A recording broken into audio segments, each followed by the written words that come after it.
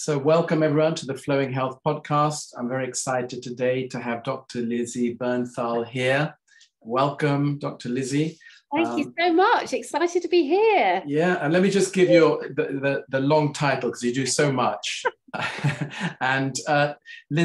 Lizzy is a resilience specialist and confidence leadership coach. So she works, one of her main areas is resilience and helping leaders find their genius. There's so many benefits to working with Dr. Lizzy we're going to go into, but let's start first with maybe a little bit about who you are and maybe what made you come into this line of work, something that defined where you are and who you are today. Yeah, thanks so much. Well, I think it all started when I was born, actually. I was born at 28 weeks with a 5% chance of survival. And in those days, there was no resuscitation. You just sort of put in an incubator and hope for the best. And I think at that point, I decided I was determined. And I think that really set up my determination. So and I also think it set up my need to want to help people, actually. And moving on many years later, when I was in the army, and I'll go back to that in a minute, when I was in the army as a midwife, ironically, I was posted to the special care baby unit. And unfortunately, the one that I was born in had just closed. So I went into another one. But it was just so how life goes in full circle. But anyway, so yes, so I was born 28 weeks. And then my parents were army. We moved all over the place. And then I decided that I wanted to be a nurse because my mother was a nurse. It just seemed a natural thing to do. So that was sort of part of my beginning of the kind of giving thing. And then I became a midwife. And then I joined the army at the tender age of 31, which was very late for most people, having lived abroad in the Middle East and the Far East before that. And had a fantastic career for 25 years in the army. And much to my amazement, I ended up in research, and I was passionate, always been passionate about giving people a voice. And I think the first thing that I would say to everyone is never, ever believe what you're told. Because I was told at school, I'm not intelligent enough for university and I'm useless at sport. When I joined the army, I found I could run and I could swim. And within a few months, I was winning competitions and ended up running and swimming for the army. So that was number one thing but I was really shocked, actually, that I could do it because everybody had the potential, yeah. Yes, exactly. And a funny story, the first time I won an event, and I was standing on top of the podium, I was so shocked I was on there, somebody had to come and tell me to get off it because I was just standing there completely shocked. So, yeah, and then also I found myself grabbing opportunities wherever I could, and grabbed an opportunity to do a degree, and then that led to a PhD and then masters and all sorts of stuff. So again, never believe what you're told. But I think part of that journey was when I was working with patients, I was really passionate about giving them a voice. And then in my research, I looked at the impact of military life on the family left behind during deployment, and because I wanted to give them a voice. And then in research, it was helping them, giving nurses a voice with their publications and organising conferences. And then again, much to my shock, I became global head of nursing for the International Community of Human Medicine. So I was traveling around the world supporting nurses in their empowerment. And when I left the army after 25 years, I realised that the thread between all that was to give others a voice. However, I didn't have my own voice. So while I was so passionate about give their voice, there are many occasions actually from childhood onwards where I had experienced toxicity and been bullied. Now, I am so grateful for every single event of those because I now realise I was a victim and didn't even realise I was a victim. So no wonder I was attracting it. So I take full responsibility for attracting that. And I'm so grateful because that's led me now to my mission to get rid of toxicity in the workplace, because it destroys lives and it's not acceptable and it must stop. So that led my mission to ending workplace toxicity. But how that happened was just about 2 years before I left the army, my boss had undermined me one more time. And I stood up in the boardroom and I said, enough's enough. This has to stop. And at that moment, I found my power. And at that moment, I set up my mission. No one must go through what I've been through. This is going to stop, and I'm going to be the one to set a movement going to stop it. So, and also I think during my career, I realized that I'd actually been coaching all my career, whether it was to patients, whether it was in my research. I've been having coaching conversations all the time, but I didn't realize it was coaching. So it seemed a natural 4 years ago to train to be a coach and then set up my business. So here we are now. Great. So the resilient baby grew up to help others. Well, it's interesting. Often, the life challenges are what we learn to share with other people, and it's amazing you've taken that in such a positive and empowering way for other people. So I think that's really inspiring. So just talking a little bit about resilience, because I think it's a I don't know if it's underused or overused these days, but I don't know if it's fully, understood. I mean, we really all have been tested in the last 2-3 years more than ever in our lives. So we've had to be resilient, whatever we call it, even if we were locked up in our homes, we had to be resilient in our own homes, or resilient, being put together with people we hadn't been together with for years. Yeah, exactly. All sorts of challenges. All sorts. So resilience, to me, it speaks. It's a very powerful word that we've all had to kind of grow in the last 2-3 years. And when I look at the meaning, resilience, the capacity to recover quickly from difficulties and toughness. Yeah. So that's a very basic definition. So talk a little bit about, maybe how you help people with the resilience, I think the first thing is to sort of talk a little bit about that definition, because I do, as you say, it's banded around so much and it's not actually, people don't always understand what it means. So yeah, that's a great definition. I think toughness is an interesting part of your that definition you found. It makes it feel really hard when we talk about toughness. We are all resilient. We all have all the resilience we need within us. Sometimes we don't acknowledge it. So to my definition is capacity to adapt in times of adversity. Now, the great thing about resilience is that it varies. It varies depending on your circumstance, the people you're with, and your environment. So you can feel resilient in one aspect, but not necessarily in another aspect. And the other thing that we hear about a lot is bouncing back. I always talk about bouncing forward, because we're never the same person as we were before that event took place. And the other thing that I think, in my understanding, how I explain it, is that there's a process of uncover, discover, and recover. So what I mean by that, and COVID was a really good example about this. When we first went into lockdown, so many of us were in complete denial that it was happening. Or we would just say, "Oh, we'll be over in a few weeks." It's just like, I just don't know how to deal with this. So we went through this sort of phase of uncovering what is going on here. What do we need to do here? How's it going to happen? How's it going to turn out? So that's the program of sort of uncovering. But in that process of uncovering, it's, how do I fit in with this? What have I got to do here? So that leads on to the discovery and the process of, actually, I can't go in denial anymore. I've got to face up to this.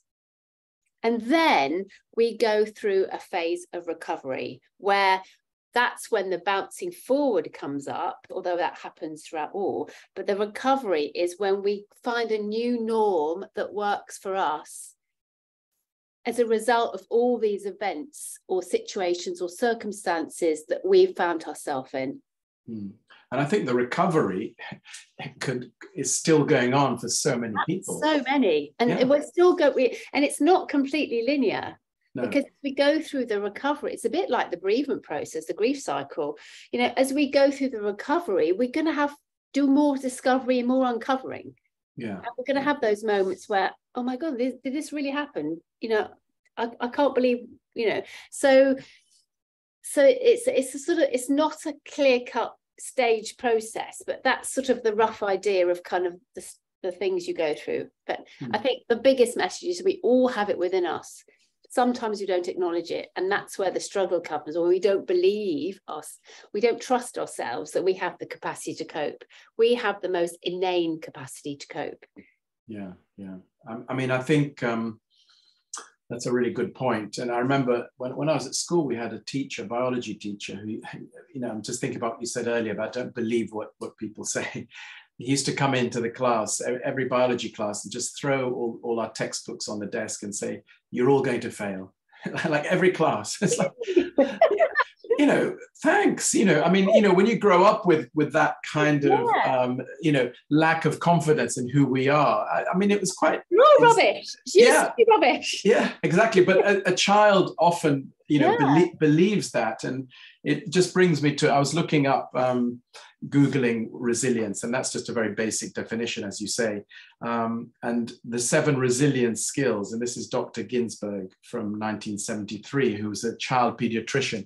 And so I imagine resilience obviously starts when we're young. You know, as children, we adapt, like you just said. You know, we have to adapt to life and you know, difficulties and situations as we grow up. And the 7, just so people know, quite interesting, and you might want to unpack, you know, one or other of these, is our competence, confidence, connection, character, contribution, coping, and control.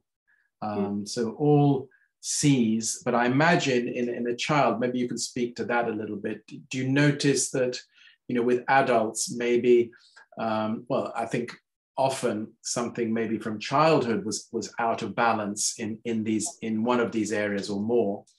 Yeah. And as an adult, then we're coping maybe in different areas to kind of cover that up, or, you know? Yeah, I've got, as you know, a whole load of other C's, like communication, choice, courage, celebration, all sorts of other C's. But I think back to your question, I think what's the fundamental, all my clients, I'm unpicking stories from childhood, because our beliefs are set by the age of 7. Mm-hmm. Now, I know it's not a C, but for me, the most important thing in all of this is trust. And it's actually trusting ourselves. Now, what happens in childhood is often we have, you know, sadly, some children go through extreme adversity, you know, with abuse and so forth. Even the simplest thing can, as a child, we interpret it as a lack of trust, which then can show up and be our blueprint. So, for example, just an example of my experience, my mother, when my mother bought me school shoes, they had really shiny bottoms. And so she would never allow me to go out of school, out of the shop with my shiny new shoes on, which every child wants to do. She had to take them home, and I'd, with horror, watch her at the kitchen with a kitchen knife, scratching the bottoms. Now, from my adult head as a parent, I know she was doing that to keep me safe so I didn't fall and hurt myself.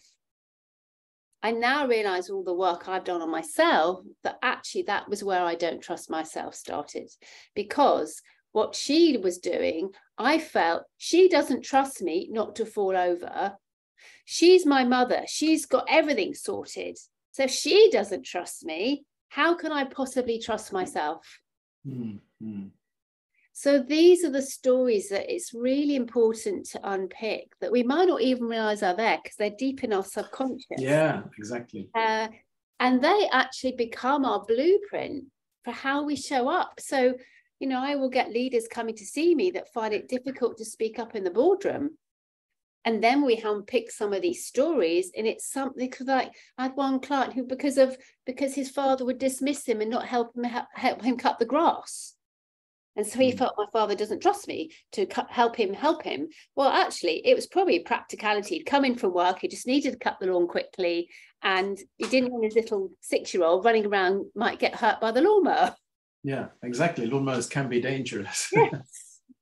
So it's the interpretation we make up as a child about ourselves. Obviously, we're not aware of it, but then becomes our blueprint. And it's the most liberating thing, where we start unpicking these stories and realizing that was a story we made up as a child. It's actually not relevant at all. However, it's not until something shows up in a different form in a later bit of life, we often think, I've had enough of this. I've had enough of never feeling I'm heard. I'm having enough of never feeling I can speak up at a meeting. And then we unpick it. Well, maybe you were rewarded from being quiet at church as a child. So therefore that subconscious, I have to stay quiet to be good. All sorts of stuff can come out. And it's interesting, you've recently created a questionnaire, and we're going to put it into the notes so people can complete it. How resilient are you? With 20 questions, which takes like 2 minutes to do it quickly. And I know you're willing to help people and interpret it, and if they have challenges. Oh, yeah. Yes, exactly. So how did you come up with these particular questions? Are there things that challenge you, or you've noticed in other people, or a bit of both? I think it's having coached so many clients. These are the sort of themes that were coming out, and a lot of it is related to fear of rejection. In the fact that, historically, from millions and millions of years ago, we couldn't be rejected, because if we were rejected, we were thrown out the tribe. Literally, we wouldn't literally get the lion's share, and literally we would die. So we have a fundamental fear of rejection.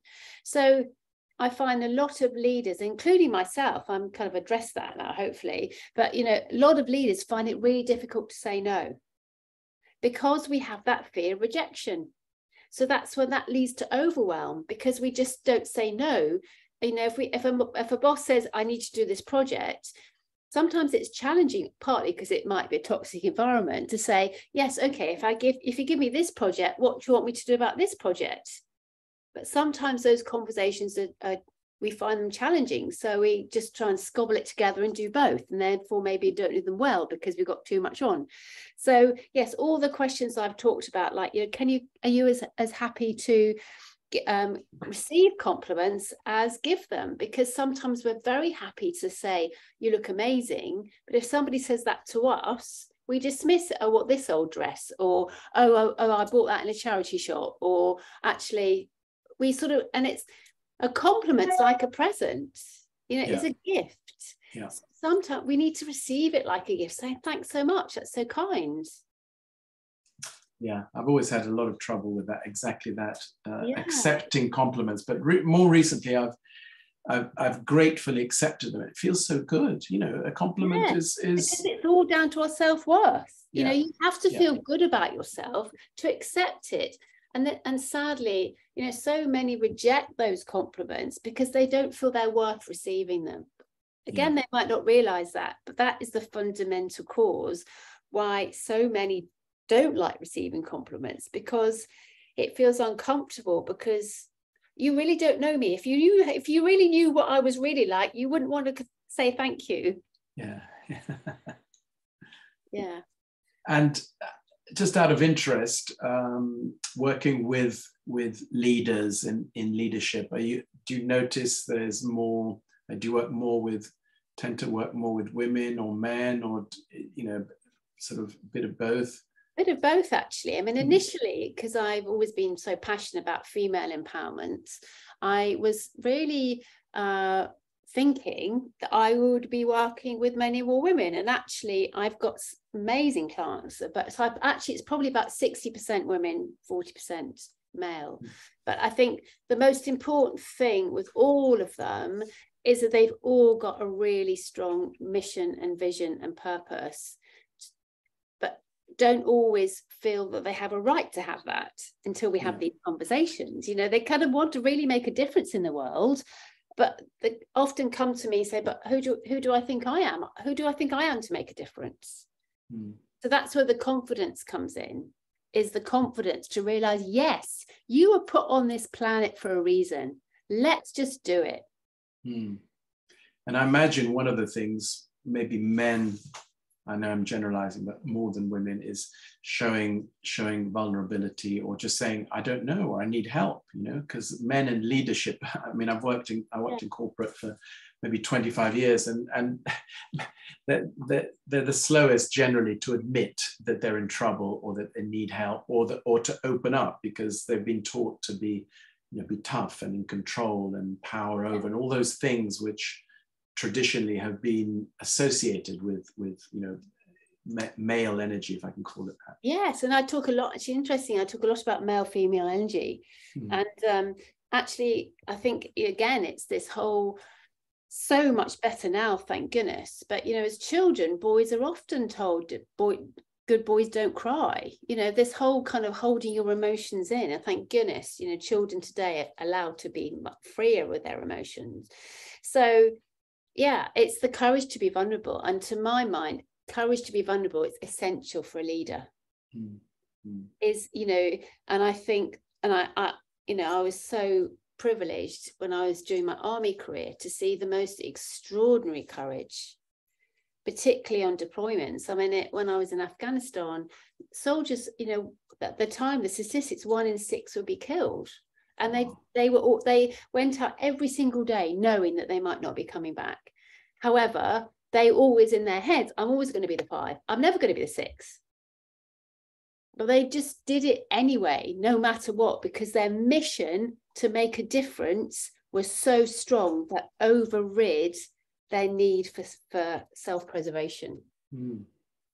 So in a way, it's also making leaders aware of their. You sometimes talk about finding their genius. Yes. Maybe really connecting to their mission and purpose, and then I suppose acting courageously in accordance with that. Yes, and I think once some don't always have their vision and purpose, and then because again they feel it's not who do you think I am, and then once we start finding their vision and purpose, that helps find their genius, and the excitement, the energy is just palpable, because they start acknowledging, oh, maybe I'm okay after all. No, you're not okay. You are amazing. You are awesome. And so it just shifts. And as you know, this is your specialty. It shifts the energy so much. Yeah.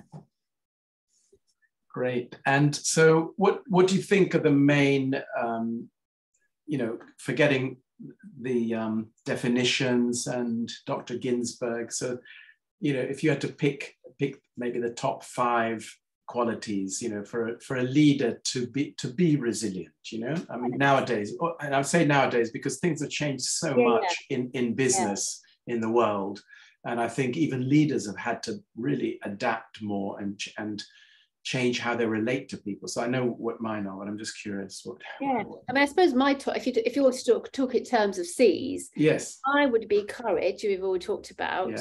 Choice, as in what choices are you making? Connection that leads to communication and collaboration, and having a compass, which is your vision and your purpose. And also, one thing leaders so often forget is celebration. Is celebrate every little bit of your day that has been successful. And that brings into gratitude. I know you're so on the same planet about gratitude. Gratitude is incredible. I know it's not a C, but it all changes our consciousness, which is not the C. just it moves us up the pyramid from that kind of despair, anger, frustration, resentment, guilt, up to the joy and the great empowerment and sense of well-being that we all strive for. I love those because they're qualities, they're not male or female, but they're values or qualities that, all leaders, I agree with you. I think that, and I like all the C's you've got. I know you've got, I've got about 35 now. And they keep increasing, don't they? Yeah. And I think choice is a really interesting one, because we all make choices every minute of every day. However, we don't acknowledge their choices. And I do also think that the most challenging choices we make, we don't even see it as a choice. Because actually even choosing not to have a choice is a choice. Yeah. Choosing not to act, or Yes, and I can so many situations, experiences I've had, I never saw I had a choice, but actually looking back on it, I did have a choice, but it didn't seem to be a choice, but I had a choice. So I think we all make choices, and I think COVID, this during the first lockdown, we were all making massive choices. Those of us with our own business, we had a choice. Do I just sit in the garden and close up, or do I go out and make a difference? Do I move my business online if it's been face to face? Do I see where I can, and we saw amazing stuff in UK with restaurants. Restaurants are all closed, so some restaurants, they started creating takeaways, and you got suddenly perfume companies suddenly making gels and disinfectants, and so because alcohol in perfume could be used for alcohol in gel. So it's really seeing the companies that just we kept hearing this term pivot, but we're generally thinking, right, how can we change our proposition in order to make a difference? And adapt, because those that didn't, and we know some of the famous ones like Topshop just disappeared quite quickly. All to do was resilience. You adapt. That COVID was the greatest adversity most of us have ever faced. So it's how do we adapt in that situation and change? And I find the word it's so interesting, because as you said, I think a lot of choices, when you say we don't have it, it's like we're not making a choice, but actually there's still unconscious choices. I think most people are doing things unconsciously, but actually if we choose consciously, then that can also be very powerful and empowering if we make certain choices and live our life around those choices, rather than just act unconsciously or automatically according to our beliefs, for example. So exactly. And I think, I totally admit, not that I realized it was a choice, I chose to be a bit of a victim at times. I think we all did. Exactly. But in terms of the sort of the bullying and the toxicity, I chose to stay there. I chose to play that role, even though a lot of it was subconscious of what role I played. I think, and I think I never saw it as a choice to go to Afghanistan, because how could I ever let my team down? And if I didn't go, somebody else could be killed in my place. But actually, looking back on it, it was a choice. And that was a massive choice, if you think of it, because you had your daughter, didn't you? Yes, you had a family. Exactly. Yeah, exactly. I didn't know if I was going to see my daughter again. I just felt that it was never a choice for me not to go, because if I was serving, I was committed to doing my role. And luckily I came back and it was all okay. but I think that's the other thing that was interesting, because being in a military environment, we were all making those choices that we didn't see were choices. So it didn't seem a choice at all, but now looking back, it was. Great. So I think we're coming to the end. I've written a word down here, which is kind of prevention, because I think nowadays, and I work with health, energy, Qigong, and often I feel that if we can sort of strengthen our own connection, energy, with ourselves, and maybe take more time for self-care, then we can not only be more resilient, but actually prevent situations where we have to suddenly be, tough or recover. Do you have some tips or ideas on how we can avoid having to be resilient? Of course, we want to be resilient, but what we can do to actually stay, strong and grounded and connected. Maybe some tips on that. Yes, I talk about the triangle of transformation. And as it's a triangle, because it's got three sides, and there's three bits of the triangle. One is our physiology, and I'll go into that in a minute. Physiology, what we focus on, and our language, and it's all to do with our mindset. So our physiology is so important, because how we hold our bodies helps tell our brain how we are. So if we are standing confident, empowered, like Superman, Superwoman, that tells our brain everything's okay. So they've done research in Harvard that's 2 different groups of people, and in 2 minutes there was a 20% difference of their stress hormone, their cortisol, and their serotonin, their feel-good hormone. So it has a physiological effect. So if you're feeling, just notice if you're feeling a bit stressed, notice what your body's doing, because just moving, just standing, and I know this is absolutely what you teach as well. So just if you're in a desk, just stand up, or go for a walk for a couple of minutes. So just move your body. That's the first thing. The second thing, and that obviously takes seconds to do, the second thing is, what are you focusing on? Are you focusing on success, or are you focusing on failure? And because our brain searches for evidence. So what questions are you asking your brain? Are you saying, oh, I can't do this, this is hard, why is this so hard? Any why question, unless it's to do with your vision and purpose, tends to be extremely aggressive and negative, because so our brain will search for all the reasons why we're so rubbish. Whereas if you say, what can I learn from this, or how can I make this better, suddenly things start changing. So that's what you're focusing on. And also, if you imagine go for an interview, if you go into the interview, yes, the job is mine, your energy's different, you've done all the work prep, you know about the team, you know about the board, all this stuff won't blow me down. You walk in. If you think the job's not yours, then completely up a story. And the last thing is, what language are you using? Are you using empowering or disempowering language? So are you using all the, what I call the restrictive words, the shoulds, the musts, the have tos? Or are you using the expansive words, I choose to, I get to? Because that literally can change all our energy. And these things all take just noticing with curiosity. And then we can actually feel so much resilient in seconds. I love that. Is that a recent thing, the triangle?